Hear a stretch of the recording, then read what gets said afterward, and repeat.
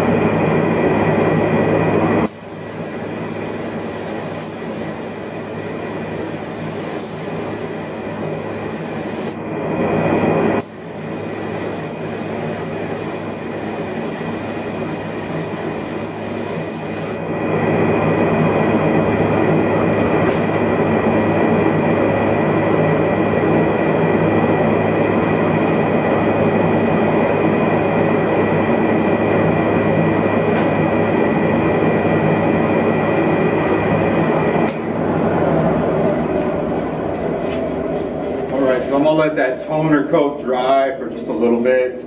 I'm gonna light sand it, and honestly, I'm catching these doors up, but with this 2K poly, with it being about 60% solids, I'm only gonna do one heavy coat of poly, so you'll get the opportunity to kind of see how well that finish builds and lays down and levels out.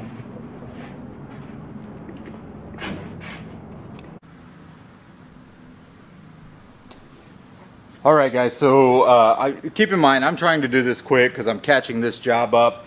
So I've got everything toned. I'm not sure if you can see all of that here, but I have a little bit of color inconsistency there. So I'm going to tone that out with a toner can just to make this process just a little bit faster. Make sure y'all can see this here.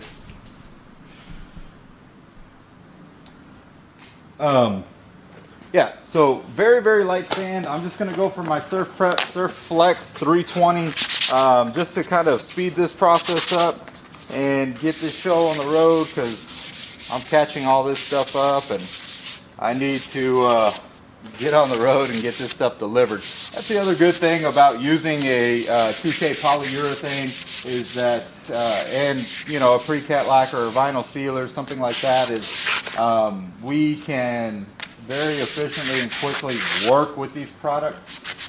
I am using solvent base. Obviously I have the luxury of being in a state where there's very little regulation, and I also have a spray booth, so makes things just a little bit quicker and faster, especially on days like today when we have a little bit of cool weather. It's not cold, but it's cool here in Houston, and that just takes takes longer for different products to dry. Also, it's been raining here for 2 months, so water-based products are kind of hard to use. So I'm going to tone this this bottom panel. I'm just going to go over it with just a little bit of Van Dyke Brown to get it in that same color range as that top one.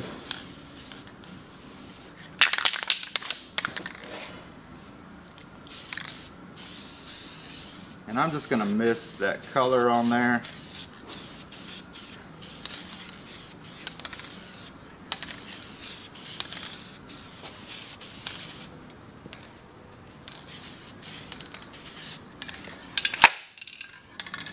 Perfect. All right, so we are a lot closer in color than we were before. So now I'm just going to go ahead and take these to the booth and get everything shot. Just kind of stay with me here. I'm going to get the 2K poly, and again, we're going to shoot one coat, and you'll be able to see how well this product lays down.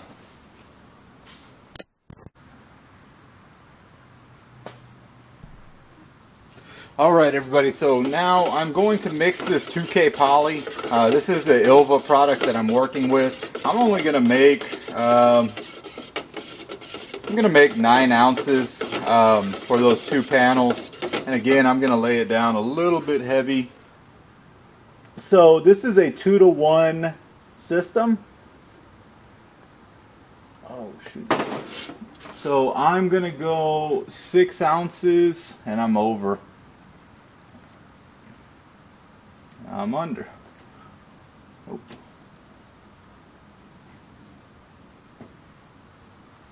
Now the good thing with poly compared to a solvent-based conversion varnish is that if you over or under catalyze, it's not that big of a deal. So that's a very big benefit with using these 2-component polyurethane products. With conversion varnish, for example, it's very temperamental. If you over or under catalyze, you can have issues. You know, the other thing about a conversion varnish compared to a polyurethane is that a polyurethane, the catalyst or the hardener, sorry, I'm doing some math in my head, actually has solids in it and helps to increase the durability of the product. When you're dealing with a conversion varnish product, the catalyst that goes in it isn't necessarily a hardener. Well, it's not a hardener. All it does is cause cross-linking of the product. So it's an acid cure system. So once you add the catalyst to it, cross-linking occurs that causes the product to begin to cure. So with the 2K poly, it actually has solids in it. So it's a very, very, very durable finish, guys. And this, again, it has its place in the market just like pre-cat lacquers do. I don't want anybody to think that I am saying that 2K poly is better than pre-cat lacquer. All I'm saying is that it's a little easier to use. It's very high in solids. It's my choice for cabinetry or anything that's high use. If I'm doing furniture or if I'm doing wall panels that don't necessarily won't be touched, 2K poly definitely is not the route I'm going to go. I'm going to reach for that pre-cat lacquer or a conversion varnish. If it's furniture, definitely pre-cat lacquer. If it's wall panels, just depending on what the architectural millwork company specifies, you know, we might go conversion varnish or we might go with a high quality pre-cat lacquer. So another thing is with these 2K polys, you want to make sure you mix this material very, very, very well. We don't want to, you know, you want to incorporate that system all together. So just stir and stir and stir. There's no set time that I typically like to do it. Sorry, just reaching for some thinner here. But just incorporate the material together very, very well. It's a critical part of this 2-part system. I'm going to throw just a little bit of thinner in here just to let it flow a little bit better. And that's about all the thinner I'm going to use.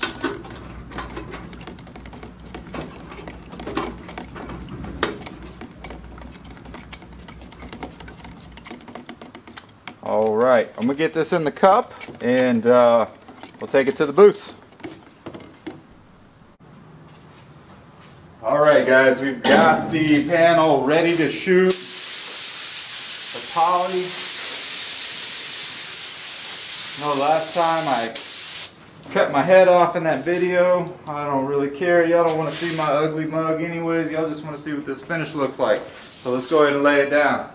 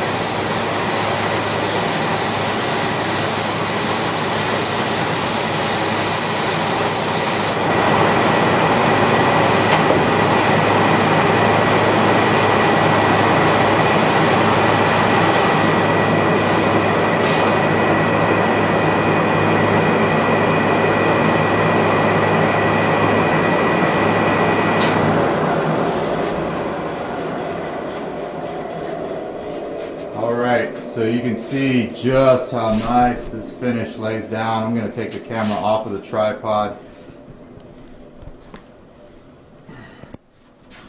The build on this 2K poly is absolutely incredible for a cabinet finish. Like I said, I'm only going to do one coat on these and it'll be sufficient. So I hope this video helped y'all out. I mean, this finish looks awesome. Alright guys, so any questions, feel free to shoot me a message. You know I'm always here to help. Hope everybody has a good day. Alright guys, so that panel is dry. It's been about 25 minutes and you can see how nice of a sheen we have there. Good clarity on the product, but keep in mind this was one coat, and start to finish from when I was shooting this, you know, I want to say it's probably 30 minutes or so, and I'm taking into consideration when this panel just had stain on it. So compared to a pre-catalyzed lacquer, actually, you know what? Let's go over here. I think I have a pre-cat panel that we shot. It's probably dusty. Let's take it to the booth so you can see it in the light, and I'm gonna have to dust it off because it's dirty. Let me get a rag. Sorry.